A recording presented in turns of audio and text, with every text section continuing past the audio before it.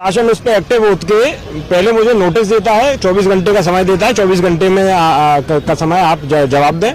15 minute बाद ही प्रशासन active हो जाता है, नोटिस डिलीट करके एफआईआर प्रकरण दर्ज कर। शासन का ये पक्षपातपूर्ण तरीका, लोगों के वकीलों के जो सीनियर्स हैं हमारे, उनके नाम लट्ठों पे लिख के खुलेआम घूम रहे हैं, खुलेआम भाषण दे रहे हैं। हमारे भगवानों को जो है सोशल मीडिया पे गाली गलौज की जा रही है। इनको क्या आपत्ति हुई और किसके दबाव में प्रशासन में? मेरा तो साफ साफ कहना ये है कि एसपी और कलेक्टर महोदय जो है वो दबाव में जाति पूर्ण तरीके से जो है इनके प्रति काम कर रहे हैं। प्रकरण दर्ज 15 मिनट के अंदर कर दिया गया। ये किस तरीके का तरीका है प्रशासन का? क्या चाहते हैं?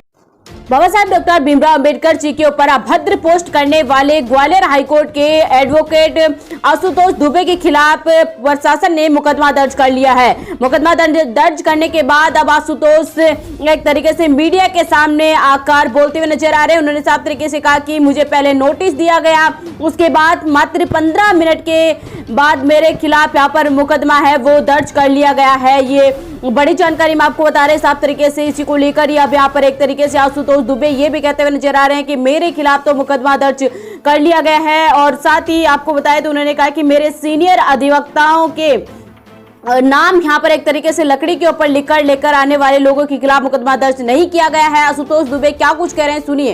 अम्बेडकर की जो है ऑलरेडी सर्कुलेटेड थी, जिसपे कुछ अपशब्दों का प्रयोग किया गया था, तो मेरे द्वारा उस पर उसको शेयर किया गया ये लिख के कि ऐसे अपशब्दों का प्रयोग कोई भी ना करे, और मैं इसकी जो है घोर निंदा करता हूँ। प्रशासन उस पर एक्टिव होके पहले मुझे नोटिस देता है, 24 घंटे का समय देता है, 24 घंटे में का समय आप जवाब दें। 15 मिनट बाद ही प्रशासन एक्टिव हो जाता है, नोटिस डिलीट करके एफआईआर प्रकरण दर्ज कर देता है।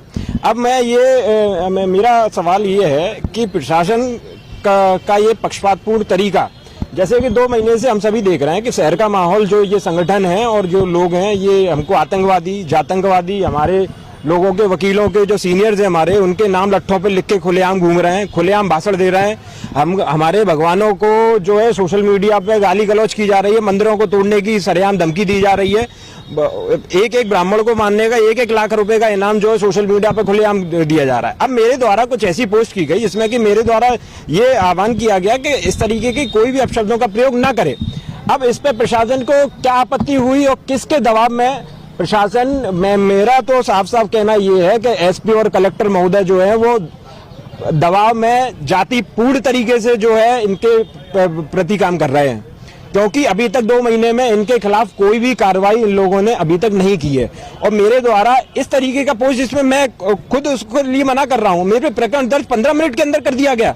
ये किस तरीके का तरीका है प्रशासन का? क्या चाहते हैं हम ये चाहते हैं कि बाकी जो दूसरा पक्ष है, जो अनर्गल अपशब्दों का प्रयोग हमारे लिए, हम अधिवक्ताओं के लिए, हमारे साथियों के लिए या हमारे समाज के लिए, हमारे आराध्यों के लिए जो अपशब्दों का प्रयोग कर रहा है, उन पर तुरंत प्रशासन कार्रवाई करे।